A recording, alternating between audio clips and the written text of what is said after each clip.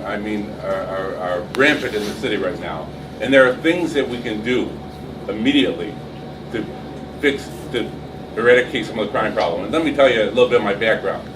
I'm a retired deputy chief from the Detroit Police Department. I'm an attorney. I teach criminal justice at the Wayne State University.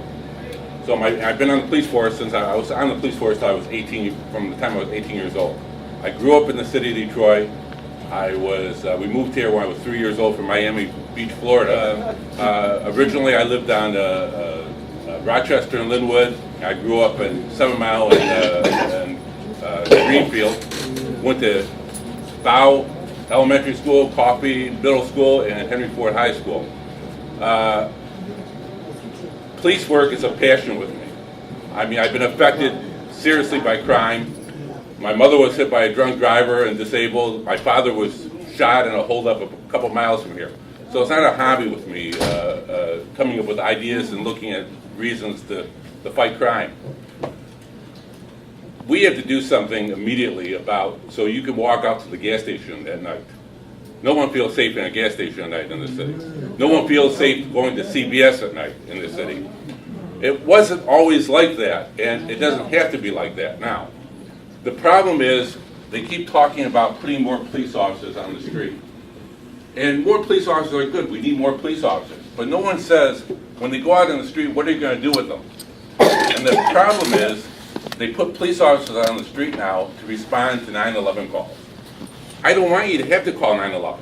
When you call 9/11, the police are coming for what? To take a report. I want to stop the crime before you have to call 9/11. And the way to do it is have proactive police units out there. For example, the gang squad was recently eliminated so they could put more officers on the street to answer police runs. However, the gang squad is one of the few units in the city of Detroit that was actually trying to stop crime from happening. We need to put more police officers stopping people, investigating people. Right now in the gas stations, for example, we have young groups of kids taking over the gas stations. And years ago, when the police came by, they would tell them to get out of the gas station. No one would come back. They realized the police were going to do something. Now what happens is the police are told, well, check the gas stations or go into CVS. So the police go in there, they sign a log. I was at CVS, I was at the gas station, they drive off, and what happens? They take over the gas station again. It accomplishes absolutely nothing. So we have to come up with innovative ideas on how to do it. And one of the innovative ideas that a lot of other cities have done, for example, New York City saw their homicides rate go down 75%. Years ago, everyone was afraid to go to Times Square. They're not afraid now. One of the reasons they did it is they adopted the same practice that Walmart and other corporations do. When you go into Walmart or the grocery store, they place certain items nearby because they know people are going to buy those together. You know, when there's a hurricane, in certain stores where there's hurricanes, they put generators, batteries, Pop-Tarts, whatever they think people will need for a hurricane. The police need to do the same thing. Every one of you get up in the morning and you have a routine. We all have routines. We follow certain things we do every day. Criminals have routines. If someone breaks into houses, that's their job. They break into houses. So what we have to do is we have to go out and concentrate on the people that are breaking into houses. Right now, the police are trying to do their job, but they're running around, with their heads like chickens with their heads cut off, not just trying to respond to runs instead of trying to make the community safe. And if you have any questions about anything, I'd be happy to answer them at this point. If anybody has any questions or comments or about law enforcement, policing, city of Detroit, anything, I'd be happy to answer. Yes. I guess, when it comes to the police and doing their job, do you believe that the police could be better trained in terms of what they are responsible for? For example, the police are supposed to be enforcing the law, not administering the law, right? Do you understand what I mean when I say that? Okay. But we find that a lot of times that the police are out there administering the law, they take their own emotions and apply it to whatever it is they're dealing with, and that's not professional in my opinion. Plus, if they knew, and if they understood what the true rights of the community is, then they could perform their jobs better and possibly get more cooperation from the community. In other words, not everyone they look at is a criminal, but their approach and how they deal with us in the community is that they look at everyone as a criminal, and that's not right. You're absolutely right. I was in charge, before I retired in 2010, Right. I was in charge of the Office of Civil Rights, which included discipline, and I was also in charge of the training academy.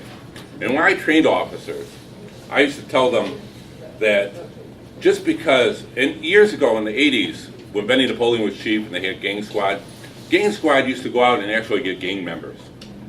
What happened 20 years later is Gang Squad wasn't trained, and they go out there, and I try to explain, every kid who has a backward baseball cap or baggy pants is not a gang member. Exactly.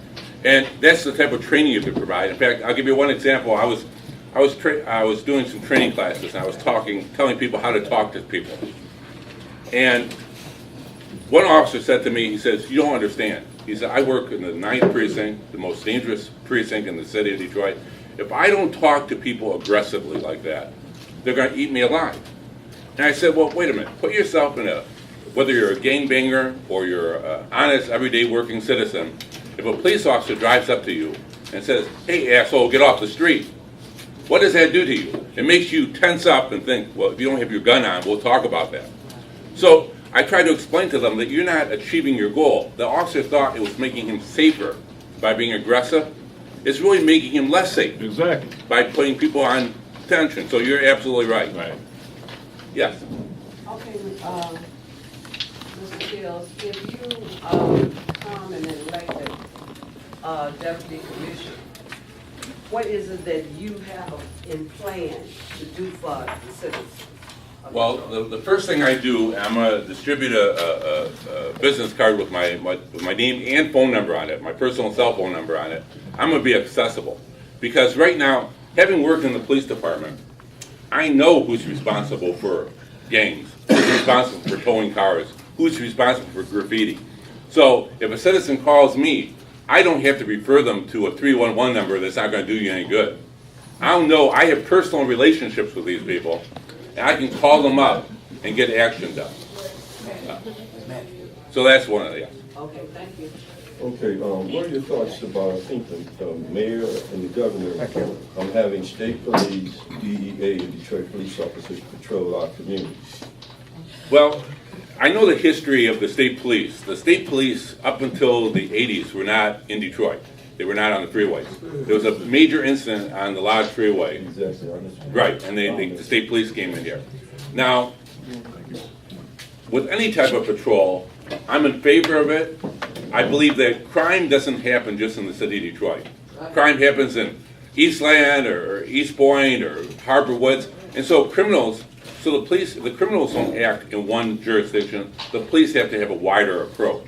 However, the police who are acting in our community have to abide by our rules and our regulations and our sensibilities.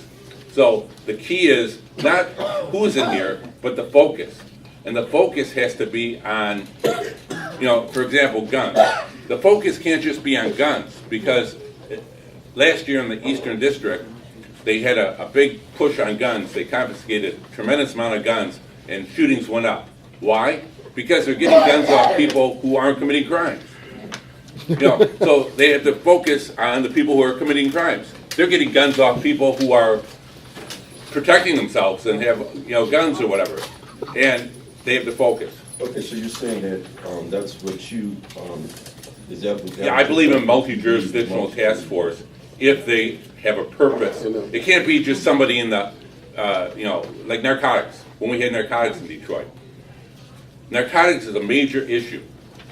18% of all criminals are in jail because they committed a crime in order to get narcotics.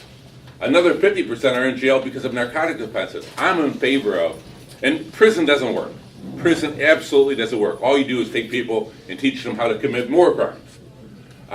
So what you have to do is you have to use at-home monitoring systems, out supervision, drug abuse treatment, things like that. We have to get You gave me money. drugs out of prisons. For people for drugs. Any further questions? Anybody? Any more questions?